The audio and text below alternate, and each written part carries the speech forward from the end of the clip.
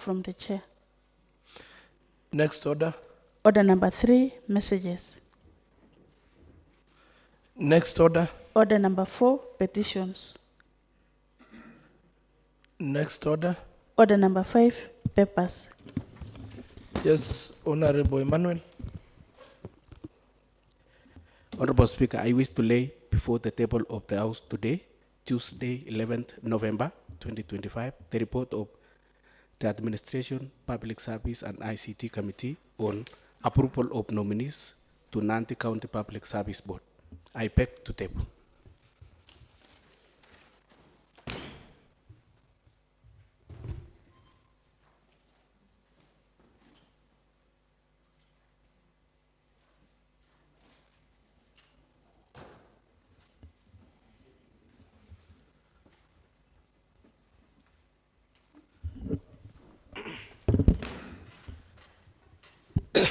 Thank you, Honorable Chairman. Honorable members, I wish to acknowledge receipt of the Administration, Public Service and ICT Committee report on approval of nominees to the Nandi County Public Service Nandi County Public Service Board. The same will be slated for debate in the order paper. Thank you.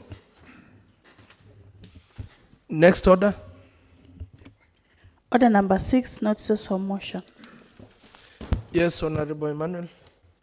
Honorable Speaker, I wish to give a notice of motion that this House adopt the Administration, Public Service and ICT Committee report on the approval of nominees of Nandi County Public Service Board, laid on the table on 11th November 2025. Thank you, Honorable Speaker. Next order. Order number 7, statements. Yes, Honorable Kagoni. Thank you, Honorable Speaker.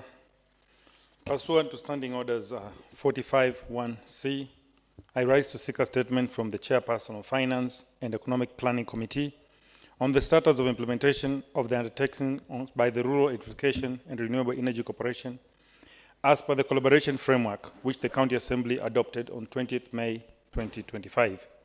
Honorable Speaker, under the collaboration framework, the corporation is to undertake roles in consultation with the county government regarding electrification projects within the jurisdictions of Nandi County, while the county was to match fund a maximum of 5 million per constituency for the implementation of the projects. Honorable Speaker, the County Assembly allocated 30 million in the county budget estimates for financial year 2024-2025 towards implementation of the projects or undertaking in the collaboration of the framework. Honorable Speaker, in light of this, I request that the Chairperson to inform this House on the status of the implementation of the framework, collaboration, and in particular, 1, if the funds were remitted to the Corporation's Bank, and 2, whether the county government has jointly with the corporation identified projects to implement, and if yes, a report of the exercise to be furnished to the County Assembly. Thank you, Honorable Speaker. Thank you, Honorable Kagoni. Chairman Finance. Any member of the committee? Any member of the committee? I'm seeing Honorable Bet. Honorable Bet, there is a statement to be directed to the Committee of Finance. Are you in a position to respond to it? On behalf of the committee chair, Yes. I think 7 days is enough for the response. Okay. Are you satisfied, Honorable Kaguni? Thank you. 7 days granted. Thank you. Next order. Any other statement sought? Next order. Order number 8, motion. Yes, Chairman Park. Thank you, Honorable Speaker. I want to move a motion that this House adopts the report of the Public Accounts Committee on the Auditor General Report of the County Executive of Nandi Car Loan and Mortgage Scheme Fund for the financial year ending 30 June 2021. Honorable Speaker, on behalf of the County Public Accounts Committee and pursuant to the provisions of the Standing Orders 1882. It is my pleasant privilege and honor to present before this House the report of the County Public Investment and Accounts Committee on the consideration of the Auditor General's report of the County Executive of Nandi, Kalon and Mortgage financial year ending 30 June 2021. Honorable Speaker, the primary mandate of the committee is thus to oversight the expenditure of the public funds by the county government of Nandi entities to ensure that value for money and adherence to the government financial regulations and procedures under the county government of Nandi funds are prudently and effectively utilized. The committee executes its mandate on the basis of the annual and special audit reports prepared by the Kenya National Audit Office. Honorable Speaker, the committee wishes to thank the Office of the Speaker and the Clerk of the County Assembly for the support of the two offices that have always extended to the committee. It is through this support that the committee has been able to effectively fulfill its legal mandate. The committee is largely indebted to all members of the county, the accounting officers of the county executive, for their cooperation and all stakeholders who participated and gave inputs towards the development of this report. More so, the committee extends its gratitude to the committee clerks and the legal for their tireless support that accorded the committee during the entire process. Honorable Speaker, it's therefore a pleasant duty on behalf of the County Public Accounts Committee to table this report and recommend this House for their adoption. All the members had appended their signatures of this report, Honorable Speaker. Allow me, if you will, Honorable Speaker, to skip the guiding principle, which are just the Constitution, the PFM Act, and the Public Audit Act that runs the Assembly. The committee proceedings. Honorable Speaker, the committee held a sitting where it received both written and oral evidence from the accounting officers of the County Executive of Nandi on audit queries raised by the Auditor General, and the minutes of these sittings are also attached. During the meeting proceeding on 28 May 2025, the accounting officer, CSM Finance and Accounting Planning, Mr. Alfred Lagat, was accompanied by the following officers: Mrs. Priska Mogay, who is the Chief Officer of Finance, Mrs. Helen Combe, Director of Finance, Mr. Makto, who is the Management Accounting, and Mr. Mark Tirop, who is the Accountant. In gathering and scrutiny of the evidence, the committee was guided by existing directives and practices of the operations of Nandi County Assembly derived from the 2010 Constitution of Kenya, acts of the National Assembly, the Standing Order of the County Assembly of Nandi, usages, convention practices, and historic rulings directed by the Chair.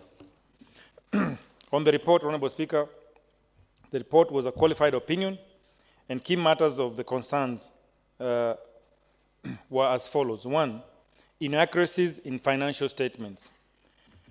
Honorable Speaker, financial statements prepared and presented for audit had the following inaccuracies. 1, the statement of financial performance reflected comparative transfers from county government of nil balance, while note 2 reflected a balance of 5 million Kenya shillings. 2, the statement of comparison of budget and actual amount reflects nil performance differences for general expenses, while casting revealed about 92,550 Kenya shillings.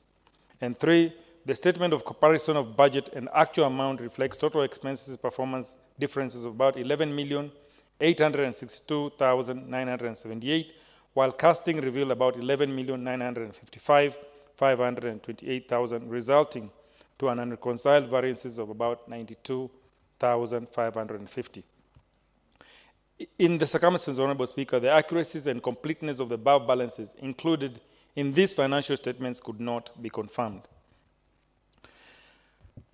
The CEC responded that the amount of 5 million reflected on Note 2 of the financial year 2019-2020 was corrected in the preceding financial year. And 2, this reconciliation error and has been rectified. It provided Appendix 1 or Annex 1, which was the amended financial statements on page 5.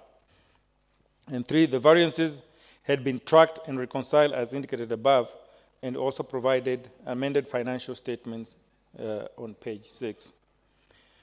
Committee observation. The committee noted that the variances and inconsistencies pointed out that the Auditor General arose due to the reconciliation errors and delayed adjustment in financial statements.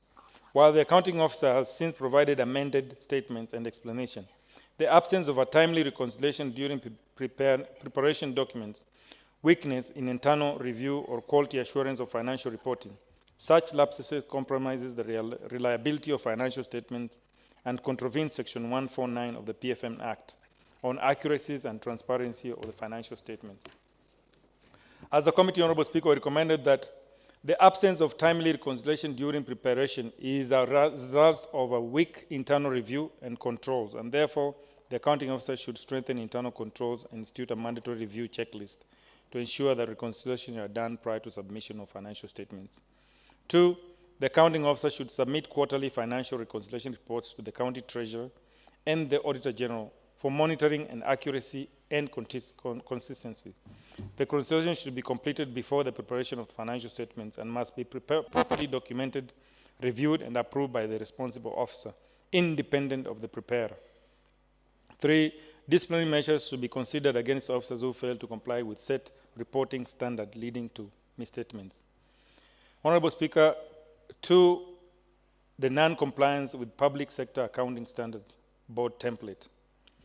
The review of the financial statement presented for audit review had the following errors. 1, report of the fund administrator omitted budget performance against actual amounts, physical progress, comment on each of the programs and value for money achievements, implementation challenges and key risk strategies. 2, Appendix 1 to the financial statement has not been signed by the head of the Treasury and the fund administrator. And 2, the statement of the cash flow reflects net cash flow operating activities for 2,602,405. However, the amount has not been analyzed in the notes of the financial statements. The response. The above omissions were as a result of the use of the old template, and going forward, the above information will be included. 2, the head of Treasury and the fund administrator did not indeed sign all the required sections except on the appendices, which was an attachment. This has been noted and will ensure in future all pages are signed. Committee observation. Committee observed that the omissions and non-disclosures cited, particularly unsigned appendixes, lack of cash flow analysis, and incomplete credit risk disclosure indicate weak adherence to prescribed reporting frameworks, while management attributed this to use of old template and committed to improvement. Failure to comply underlines the comparability, transparency, and reliability of the financial statements. Honorable Speaker, other matters is budgetary control and performance. Honorable Speaker, the statement of comparison of budget and actual amounts reflect final revenue budget and actual on comparable basis of 42,477,228 and 34,013,340 respectively, resulting to an underfunding of about 8,463,888 or 20% of the budget. Similarly, the fund expended about 30,521,700,000 against an approved budget of 42,477,228, resulting to under expenditure of about 11 million or 28% of the budget. Further, the approved budget was not provided for audit. The underfunding and underperformance affected the planned activities and may have impacted negatively on service delivered to the public. The accounting officer submissions. The fund is a revolving fund and the budget is based on what is collected from its beneficiaries. No additional budgetary provisions was made during the year under review. Committee recommendations. The accounting officer should ensure timely provision of the approved budget for audit verification. 2, the fund management should enhance budget forecasting, ensure alignment with realistic revenue projections, and improve absorption capacity. Going forward, budgetary performance reports must be prepared quarterly and tabled before the County Assembly for oversight.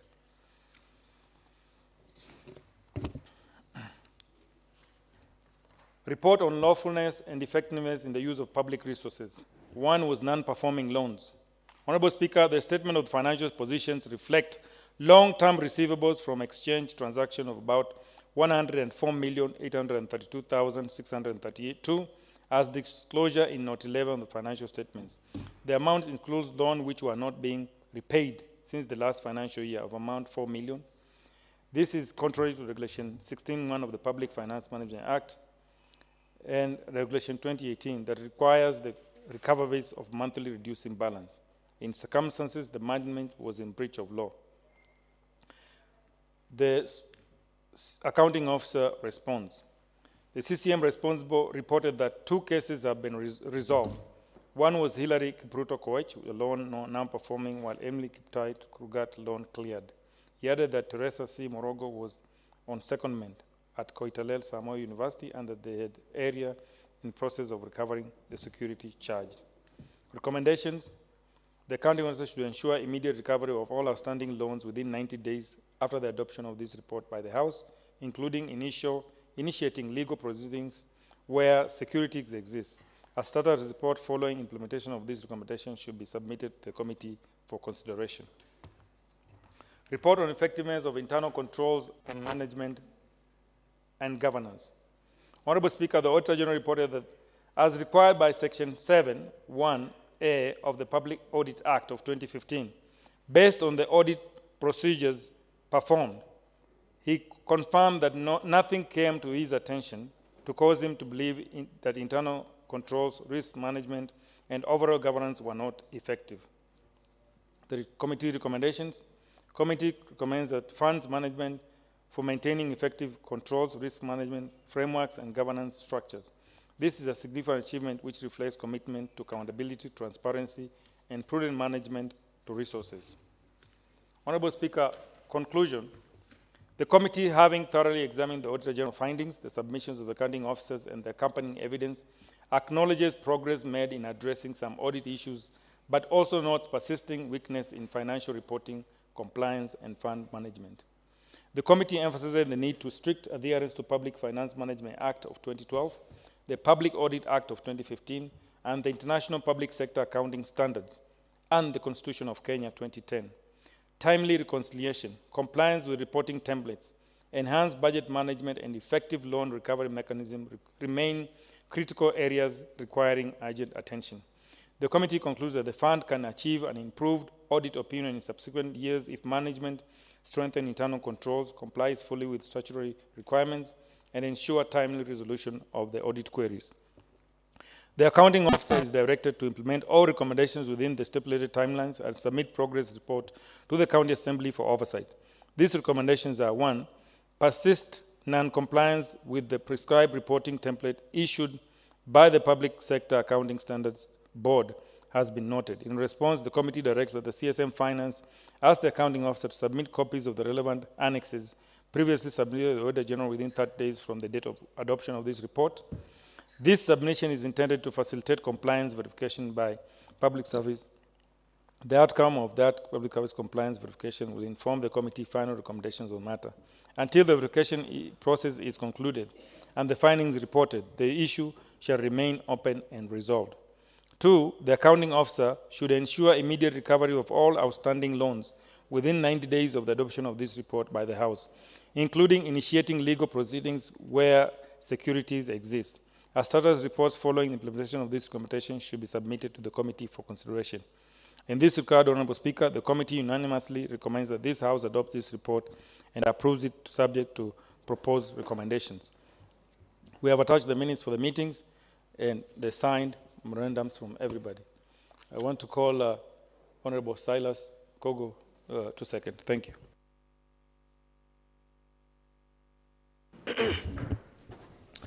Thank you, Honorable Chairman.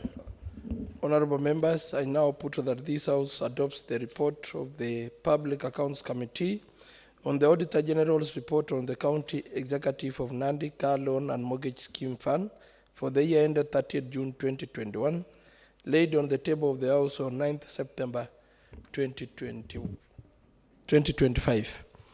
Honorable members, the floor is open for debate.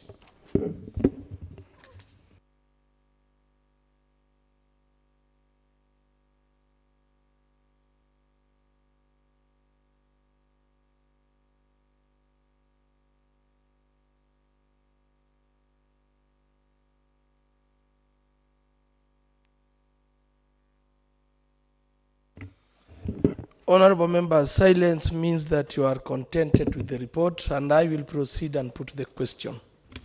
That this House adopts the report of the Public Accounts Committee on the Auditor General's report on the County Executive of Nandi Car Loan and Mortgage Scheme Fund for the year ended 30th June 2021, laid on the table of the House on 9th September 2025. As many as of the same opinion say aye. Aye. As many as of a contrary opinion say nay. The Nay. ayes have it. Next order.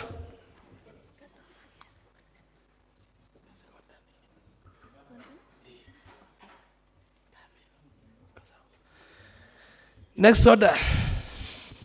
Order number 9, adjournment. Honorable members, there being no other business on the order paper, the House stands adjourned until tomorrow 10.